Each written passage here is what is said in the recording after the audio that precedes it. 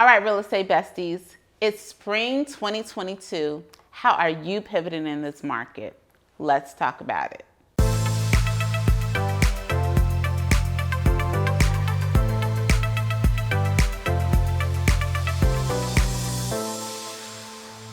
Hey everybody, it's Rosemary Lewis, your educator agent with eXp Realty. And today we are talking about, y'all, the pivot that must happen in your real estate business in this real estate market. But before we get into it, go ahead and subscribe to the channel and click the notification bell so that you are notified every single time that I post a video. And I would love to hear your comments as I talk to you about just pivoting and giving you some suggestions of things that you could and should be thinking about in this market. Let me know. What are you doing? I would love to learn from you as well, and so with the rest of us in the real estate community. Let's get into it. So yeah, this market is one for the birds. I was looking at our MLS. I am in the far North Dallas suburbs. And in our MLS, on average, we are seeing about a 60% decrease in inventory across Dallas-Fort Worth.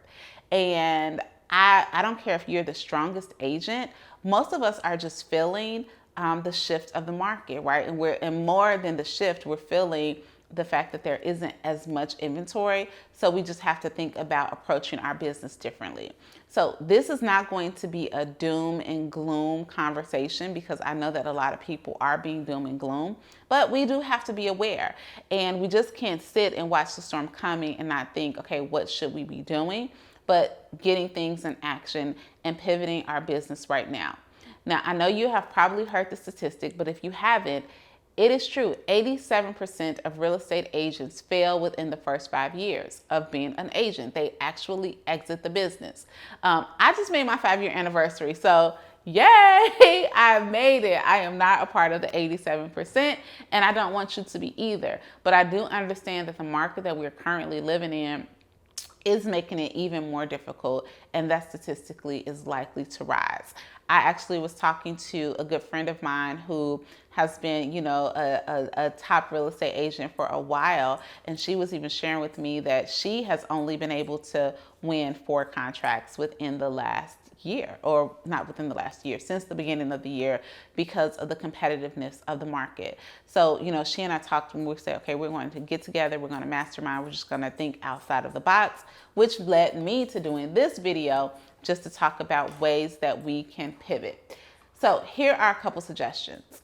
So the very first thing, y'all, is I'm like you. I love working with buyer clients, and I want to help everybody, but your marketing efforts really need to focus on sellers, okay?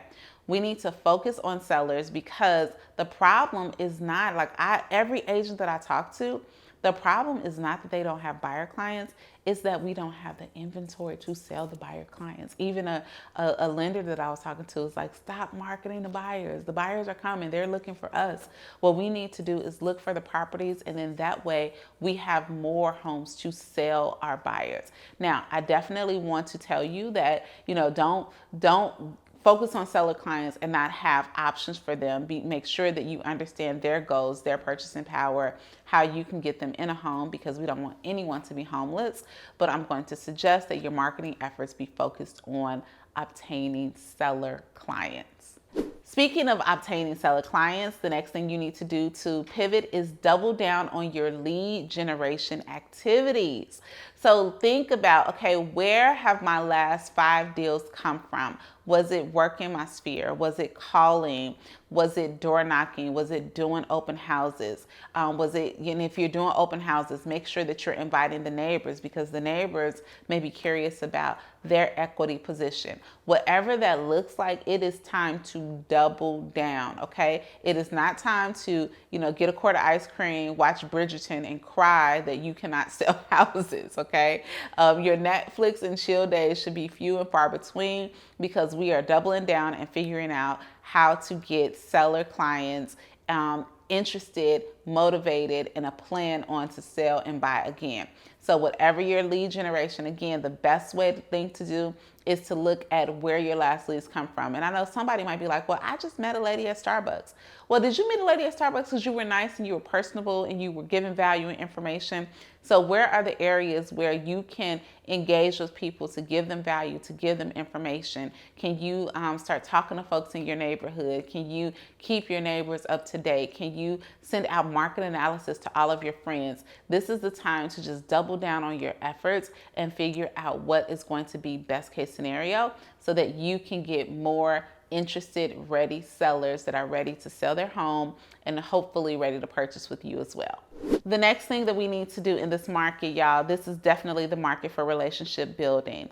So any other agents that you have done, completed an escrow with, any agents that you met at a mastermind 2 years ago, agents that you are friends with on Instagram, y'all, get on the phone with them, find out what they're doing, what do they have, share what your buyer needs are, share what listings you have coming to market, and just building upon those relationships. Of course, we never are going to put ourselves in a position where we are like compromising our fiduciary responsibility to our clients. However, building the relationships, I literally was looking for a lease for a relocation client and was talking to an agent that I know, and she's like, oh wait, my brother has one coming up. And my client didn't have to compete. They were able to stay in that home until it was time for us to buy because the lease terms were flexible. If I did not have that relationship, it may have played out differently in terms of not only my client just getting here and having temporary living, but our ability to compete and bid and have them here before, at the time that they actually did purchase a home. So make sure that you are really looking at building the relationships within the real estate community and then outside the real estate community, following up with your old clients, again, keeping them updated on what their equity position is, just seeing how you can help them, how you can be of service, and that will be a huge benefit as we pivot in this market. And then here's another thing for pivoting, y'all. This is a time, if you don't have it yet, where we need to think about multiple streams of income. So yes, real estate commission is definitely a stream of income, but we can see in certain markets that it may not be as dependable or flow in the same manner as it did before. So most millionaires have at least 8 streams of income. So this is a time where you think, okay, what else can you be doing? Now, I definitely don't want you to look for like menial ways, things that are going to take you away from your business. But what are some ways that you can be earning money residually? Like with my brokerage with eXp Realty, I have stock options. I receive revenue share based on the efforts of other agents that I brought into the company. My husband and I do have rental income. And if you have a spouse that has income, those are different streams. So this is definitely the time where you think, and right now we're talking about market, right? And the market conditions. But let's be real. For real estate agents, most times if we don't work, we don't eat.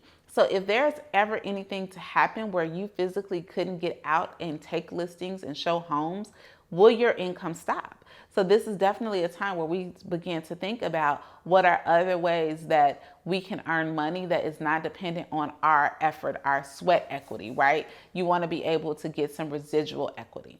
And then here's the last thing in this market where you have to pivot.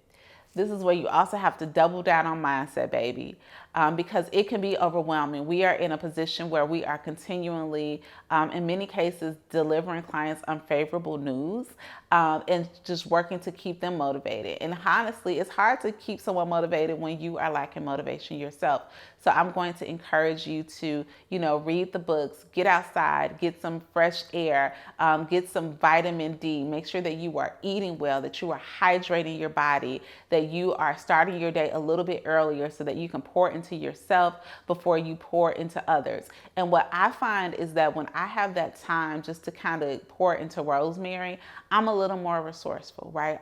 I'm more in problem solving mode instead of problem identifying mode.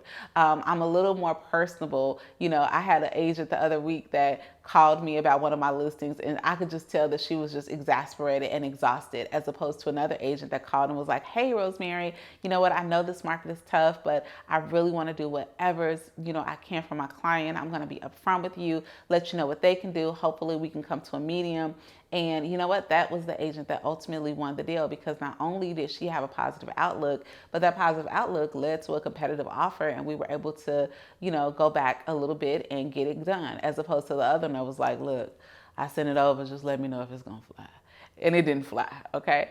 So a positive outlook can change the game. So really double down on your mindset as you are pivoting in this market.